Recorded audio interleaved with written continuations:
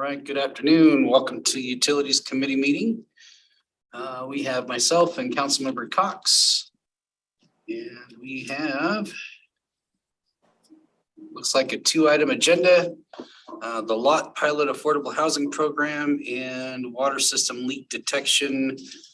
We're gonna start with Peter first. Yes, sir. All right, take it away, please. Okay, so this is just a informational presentation, no actions required in this. And what the topic is the lot affordability pilot.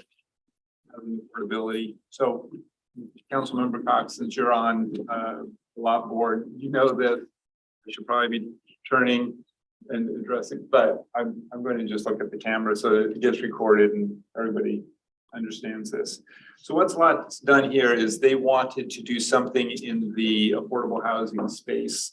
And so they created this program thinking it would be very similar to the septic conversion program. Septic conversion program is simply if you're not on septic now and you're not on sewer now and you connect to sewer from a septic system, they will rebate 50% of the capital or the impact charge, the CDC connection charge. So in so doing, that was an incentive to get people to connect it, lower the cost. So they thought, we'll do something like this for affordable housing. If people create new affordable housing units which have new sewer connections, then we can do a 50% CDC reduction or rebate for them. So you say, okay, that's cool, but what's the nexus with water quality? Isn't that what LOT's about, is water quality?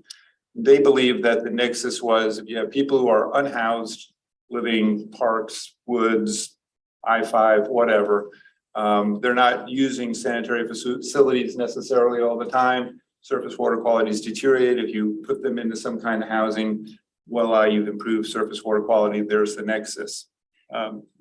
There's a possibility of that in the program rules. One of the points is to be eligible for the rebate, the project must be new development that involves a new connection to LOT system that is verified by the partner city to provide permanent supportive housing or low-income housing. And then dropping down to bullet A there, it says permanent supportive housing that will serve individuals transitioning from homelessness.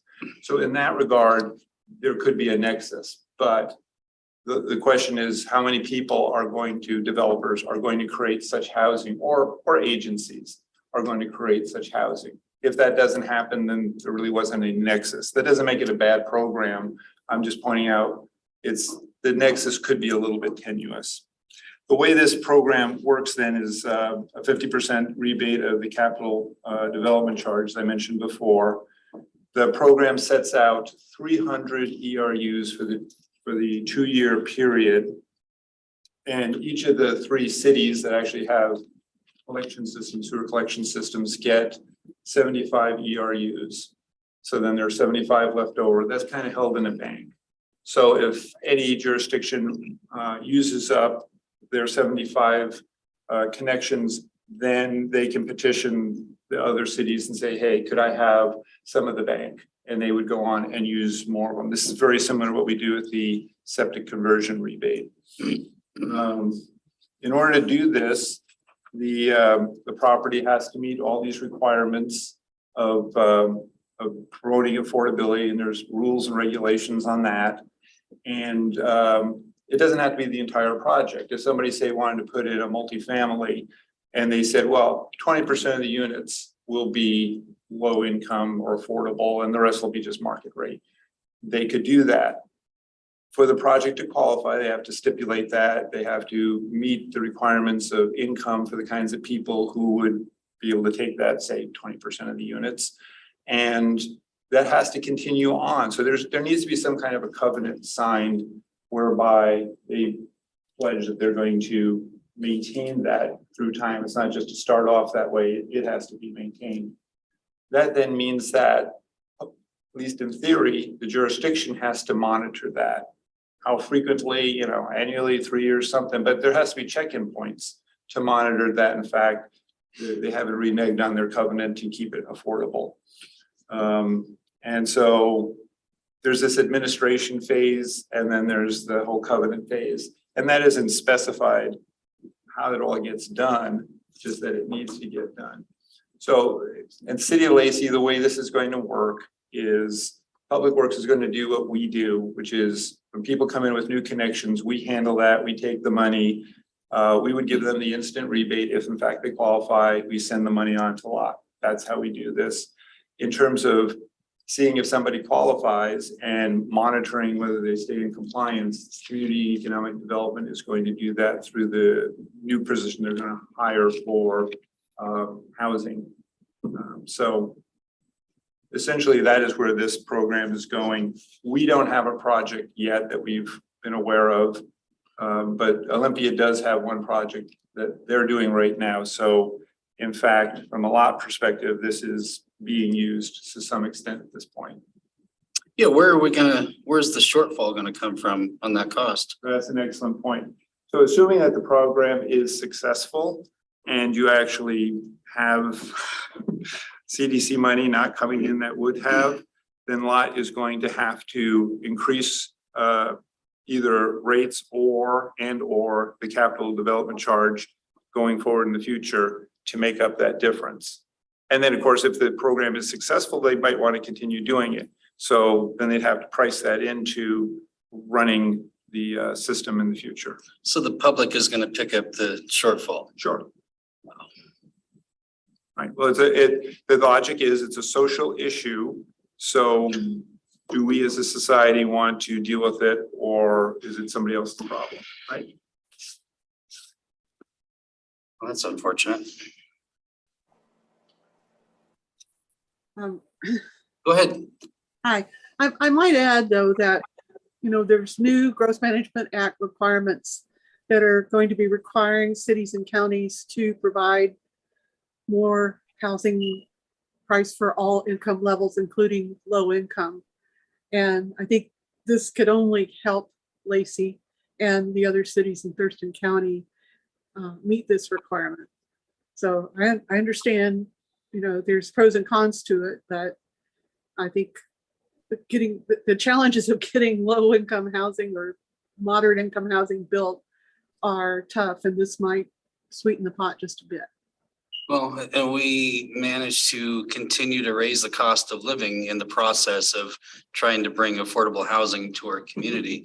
I think the real ultimate goal is more housing.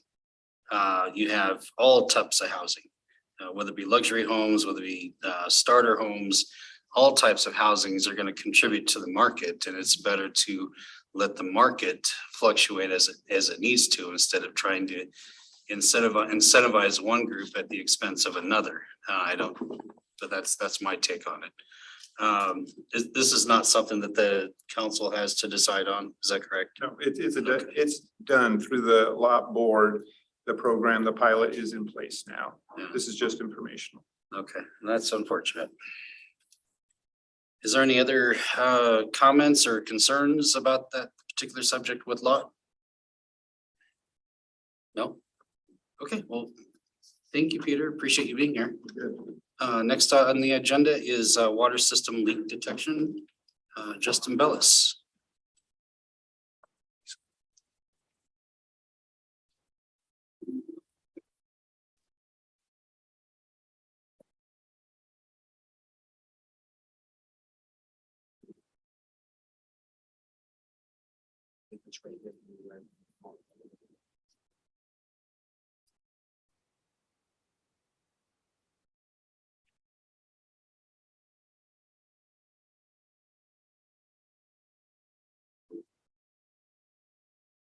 I'm here to give a presentation on the City of Lacey's leak detection program. This program was implemented. Figure out how to use it. I need a share screen. So, Do I have to do that? yeah, you have to skip out, go to the, Justin, if you go back to the Zoom, which is the camera at the bottom. Oh, okay. Like that. So Yep, yeah. It's a share on the lower right, there you go. that. And then you hit the slideshow. There we go. All right. Can everybody see that? Yes, Okay, thank you. All right, so I'm doing the presentation on the leak detection program for City of Lacey. The driver behind this program was in 2003. The municipal water law 2003 required a water use efficiency program that allows for no more than 10% water loss. Before 2007, the city would contract out the service. And after 2006, we found it beneficial to do our own program. Allowed us to perform more leak detection and be more efficient and be able to utilize it whenever we needed it. And this is the amount of leak detection we've done throughout the years. Some years we have more based on where we're leak detecting. The new neighborhoods, it goes pretty quick. Meters are at the road. It's pretty easy to get to all the valves. Part of the program, we go through and open every meter box, and look at all the meters, and sometimes we have to dig those out. Clear vegetation, but we do find leaks at meters often, or notice a leak on the customer service line that we can notify them of. Program consists of couple pieces of equipment. One of them is the Z-Core digital leak detection. And that uses a laptop program, and some digital recorders. And we also have a ground microphone equipment set that we use, so we can, once the equipment notices a leak, we use our ground microphone equipment to pinpoint it, get a little more accuracy with it. The Z-Core has listening devices called correlating loggers, and this case has 8 of them. We can program, I think, up to 12 at a time. We can take them out and add more. We place those on valves, meters, hydrants, anything else that's around that we can get to put them on to listen. Loggers are programmed for a period of time, start time and end time, recording period. After the parameters have been met, we go pick them. Actually, we program them, we put them out, and then we go pick them up and download the data. If it detects the leak, this is the pictures we get in the red one. On the right, that's a classic leak signature. And then we put in the data, the pipe material, the length, size, and then it'll kind of pinpoint it, tell you a rough idea where it's at. It's also pretty useful for helping determine the source of surface water. And this one's on Beverly Drive. We got a call about water coming to the surface. Out there, we have a lot of surface water that shows up, but we never know if it's a leak or not. So we have to kind of go through an investigation process to determine where the water is coming from and the source, and if it is actually a leak or not. One of the first steps we do is we sample for the presence of chlorine. If it's has chlorine, we know it's water Lacey produced, but it doesn't necessarily mean it's a leak. Maybe somebody's draining their swimming pool or hot tub or washing their car and it entered a catch basin that's surfacing there. But it's part of the investigative process of determining if we have a leak or not. Another tool we use, our ground penetrating radar, and this will find all the lines in the area, or water lines. We can go through and determine if there's a water line over it or not.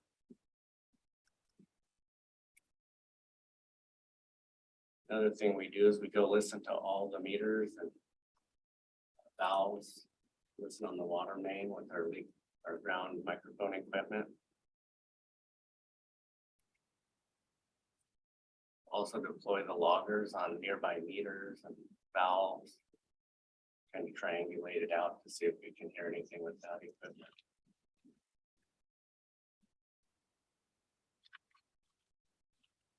In the previous case, that actually ended up being surface water, wasn't a water leak. But probably 3 months after that, there was a similar situation down the road, and it did end up being a leak. We were able to hear that with the leak detection equipment. So we can't always assume one way or another. Another thing we do is, with our automated meter reading program, we're able to determine abnormal water use and notify people of leaks early. They don't get huge water bills and also the wasting of water. If we have time, we'll go and help people do detection on their side of the meter. This is a couple pictures of helping the customers out.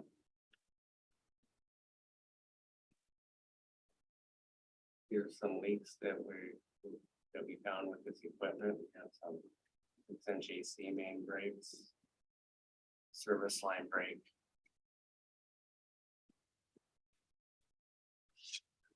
Other service line breaks right at the main of the court shop. Lacey produces nearly 3 billion gallons of water annually. 10% loss equals 300 million gallons of unaccounted water. Leak detection program is an important tool used to reduce water loss, and it's just one of many programs used to reduce the amount of unaccounted water.